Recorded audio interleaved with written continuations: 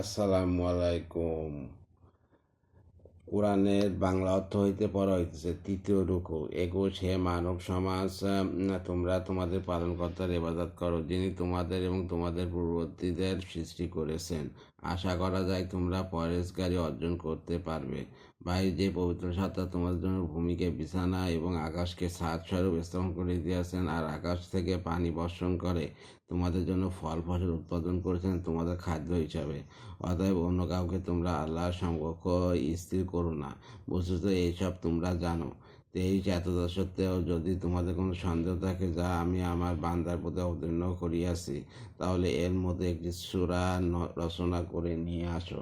তোমাদের সেই সব সাহায্যকারীকেও সঙ্গে নাও এক আল্লাহকে ছাড়া, যদি তোমরা সত্যবাদী হয়ে থাকো। ২৪ আর যদি তা না পারো, অবশ্যই তা তোমরা কখনো পারবে না, তাহলে সেই দোজখের আগুন হইতে রক্ষা পাওয়ার চেষ্টা করো, যার জ্বালানি হবে মানুষ ও পাথর, যা প্রস্তুত করা হয়েছে কাফেরদের জন্য। ২৫ আর হে নবী সাল্লাহ সাল্লাম, যারা ঈমান এনেছে এবং সৎ কাজ সমূহ করেছে, আপনি তাদেরকে এমন বেহেশতের সুসংবাদ দিন যার পাদদেশে নহরসমূহ প্রবাহমান রয়েছে।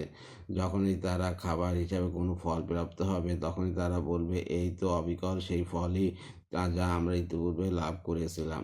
বস্তুত তাদেরকে একই রকমের ফল প্রদান করা হবে এবং সেখানে তাদের জন্য শুদ্ধচারণী রমণীকুল থাকবে, আর সেখানে তারা অনন্তকাল অবস্থান করবে।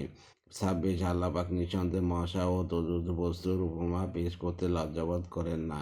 বস্তুত যারা মুমিন তারা নিশ্চিতভাবে বিশ্বাস করে এবং তাদের পালনকর্তা উপস্থাপিত এই উপমা সম্পূর্ণ নির্ভুল ও সঠিক। আর যারা কাফের তারা বলে, এইরূপ উপমা উপস্থাপনে আল্লাহর মতলবই বা কী ছিল। এ দ্বারা আল্লাহ তাআলা অনেককে বিপথগামী করেন, আবার অনেককে সঠিক পথ প্রদর্শন করেন। তিনি অনুরূপ উপমা দ্বারা অসৎ ব্যক্তিবর্গ বিভিন্ন কাউকে বিপথগামী করেন না।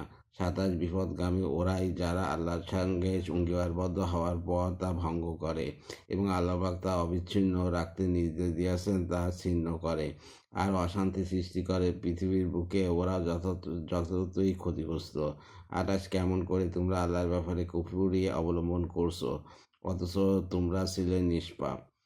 এক শানি নজরুল। হজরত ইবনে আব্বাস খ্যাতিমান তাবেঈ কাতাদা ও অন্যান্য মনীষী হইতে বর্ণিত যে, পূর্বে লিখিত ৩ আয়াতে যখন মুনাফিকদের অবস্থানে অগ্নি প্রজ্বলনকারীদের, অসহায়দের, বিদ্যুৎ ও বজ্র নিদান মেঘে নিপাতিত ব্যক্তিদের অবস্থার সাথে তুলনা করা হয়, ইতিপূর্বে মুশরিকদের প্রতিমা পূজার মতবাদকে মাকড়সার জালের সাথে তুলনা করা হয়, তখন মুনাফিকরা বলতে শুরু করে যে অনুরূপ তুচ্ছ বস্তুর দৃষ্টান্ত আল্লাহ কখনো প্রদান করতে পারেন না, কেননা তিনি মহান। এইসব ক্ষুদ্রাতি ক্ষুদ্র বস্তুর উদাহরণ তার জন্য শোভনীয় নয়।